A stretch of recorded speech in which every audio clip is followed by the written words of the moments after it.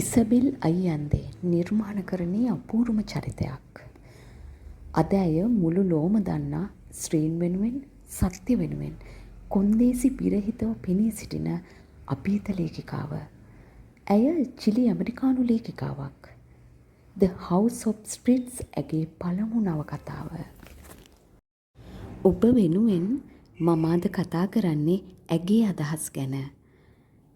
Isabel අයියන්දේ වන මම තරුණ වයසේදී සමානාත්මතාව වෙනුවෙන් නොබියව සටන් වැදුණා.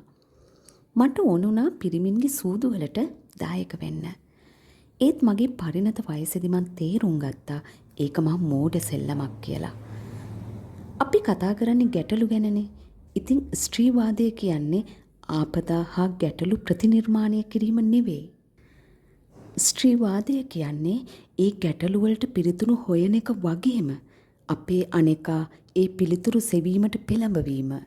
අහන්නකෝ අපේ විරුද්ධවාදී කඳවුරු වල ඉන්නවා වෙනසට බය වෙන උදවිය.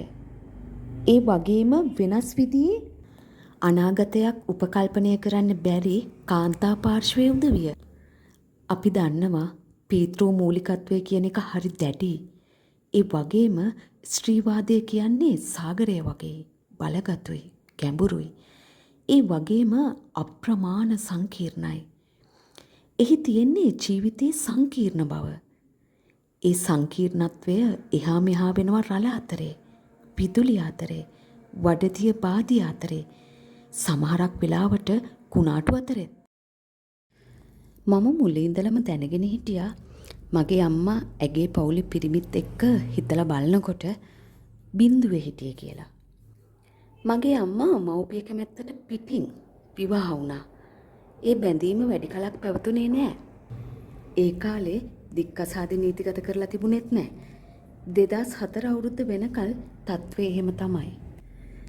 පංචිතා ගෙදර දොරේ හරි ජීවිතයට හරි වැඩක් පලක් කරන්න පුරුදු වෙලා හිටියෙත් නෑ. පංචිතා කියන්නේ මගේ අම්මා.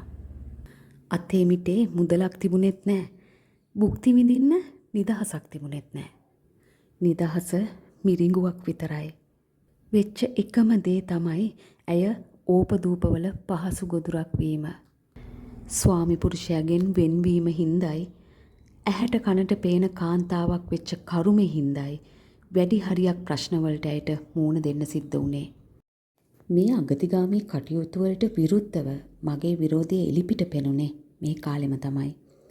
ඒ මගේ අම්මයි ගෘහ සේවිකාවුයි කුතුරු බවට පත්වීම ඇසින් දුටු හින්දා. ගෘහ සේවිකාවන්ගේ දිලිඳුකම හින්දා ඔවුන්ට හඬක් තිබුණේ නැහැ. සම්මතයට අභියෝග කළ නිසා අම්මා පීඩාවට පත් වෙලයි හිටියේ. ඒ කාලේ නම් මට මේ වගේ අගක් මුලක් තේරුනේ නැහැ. මං පරිණත වෙනකොට මට තේරුණා වෙනසක් ඕන බව. මම සාධාරණය සමාජයේ පීර හොයමින් හිටියා. මම පිරිමින්ගේ උග්‍ර ස්ත්‍රී විරෝධයට එරෙහිව ප්‍රතික්‍රියා දැක්වීම ප්‍රසිද්ධියම කළා. මේ කාලේ පංචිතා, ඒ කියන්නේ මගේ අම්මා, මාව පෙන්වන්න වෛද්‍යවරු හොයමින් හිටියේ. මං හොඳටම ලෙඩ වෙලා කියලා අම්මා හිතුවේ.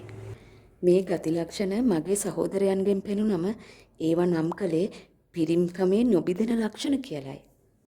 ගෑනු ළමයින්ට කෝප වීමේ අයිතියක් තිබුණේ නැහැ.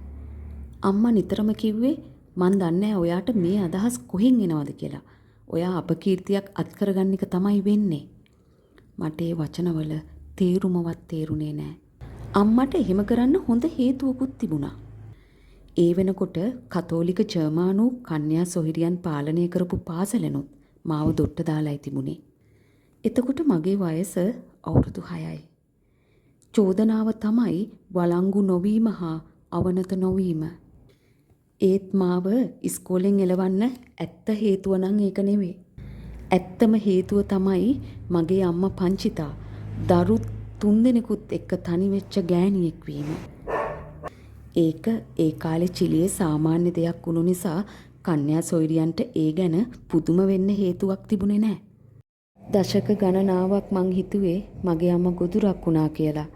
මගේ අම්මා උගුලක අහුවෙලයි හිටියේ. ඇය බලාපොරොත්තු සුන්නු තත්වයකයි හිටියේ. ඒත් අපේ සුළු පියා හමු වුණාට පස්සේ තත්වය වෙනස් වුණා.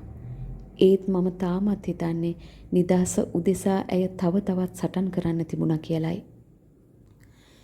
ඒත් මං එහෙම කිව්වට මං ඊට පස්සේ පරම්පරාවකනේ.